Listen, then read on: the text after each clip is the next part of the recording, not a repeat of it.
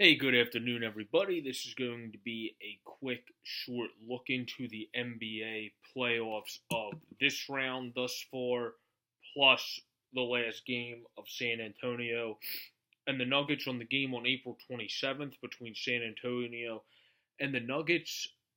San Antonio came back in that game. They're a hard fought team. Greg Popovich is one of the GOATs of the league, one of the best coaches of our generation, if not all time, which he's probably one of the best there as well at this point.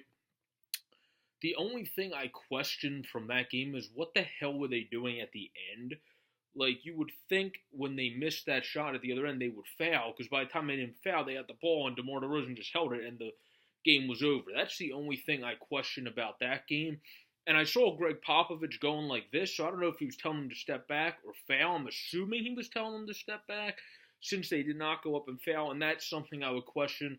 And I love Greg Popovich. I think he's a GOAT, and the ways of Spurs basketball is now a saying in basketball when you're passing the ball and being very efficient.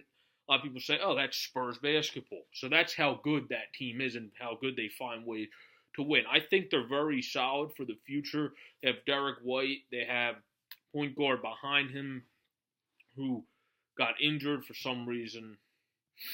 I'm blanking on his name at the current moment. Obviously, you still have DeMar DeRozan if you're able to re-sign him. Patty Mills, DeJounte Murray, that's what it is. And then you have Derek White now, so now you have two good point guards. Quincy Pondux was kind of just there. Bertans is not bad. Obviously, Aldridge played very well for you all year as a veteran. Rudy Gay really stepped up in the play. So they have guys to build around, and they just have that winning culture. And that's great, and they have a great coaching staff. So I don't think there's anything to be worried about with the Spurs. That was just a very curious thing for me of why that happened. Now the Celtics came out roaring. They really played well against the Bucks and were able to limit Giannis, able to limit the rest of the Bucks. So you look for the Bucks to really step up next game and play a much better performance. Houston and Golden State, that was a very, very, very close game yesterday, where Golden State probably got lucky on a couple plays that could have been called fouls. They did play a very solid game overall. KD played amazing. Steph got into a lot of foul trouble, so as did other people on Golden State, and that kind of limited what they were able to do throughout the game. So Houston did a good job taking advantage of that. I do think when a game's close, I understand you want to react and you want to say, well, I don't think that was right call. That was a foul. Like, come on, man, stuff like that. But I think when a game's close, you got to be able to have composure and control yourself. Because getting a T is only hurting you. There's times where we say, where all the announcers say and everybody says, a T can actually motivate your team, but that's not in the back 3 to 4 minutes of the game when you're a very close game. That's just going to give them a point and give them the ball back. It's one thing if you do it at the start of the half where you just start getting on the ref to get a T, almost like in baseball how managers used to get ejected to motivate their team. That's one thing. But doing it at that moment, I don't see how it helps you. I know it's just a gut reaction when you have a bad call, but I think the Rockets will need more composure because if they had, you figure they lost by 4 points. The Warriors got, I believe, 3 points from tech shots, so that would change the complexion of the game. So I think you just got to be more disciplined, in my opinion.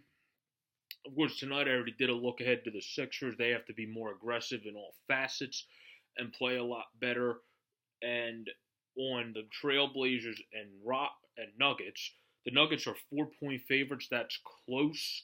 So if you want to be somebody that has a little bit of extra money, betting on Portland wouldn't be a bad idea to try to get a little bit of extra there because that is such a close spread. And also Portland's a hell of a team with CJ McCollum and Dame leading the front.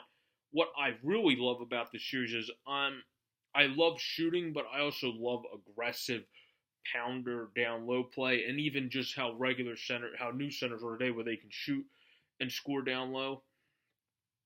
So I'm really excited to see how,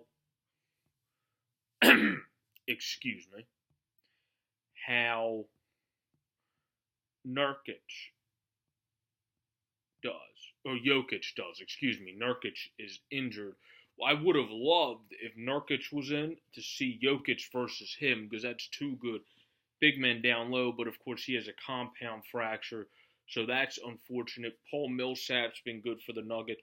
I would have loved to see that down low play too between Portland and Denver, but unfortunately we're not going to be spoiled with that because Canner's injured with a left shoulder, and then Nurkic has that fracture. And they have Miles Leonard and Zach Collins down low. All guys haven't been doing bad at filling in, but not as good as the other aforementioned.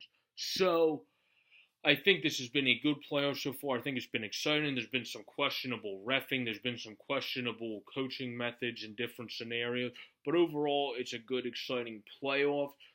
And Golden State has had a lot more close games than they're accustomed to, so we'll see how they react to those. This has been a quick look into the NBA playoffs thus far, and round 2 especially. Peace out, everybody.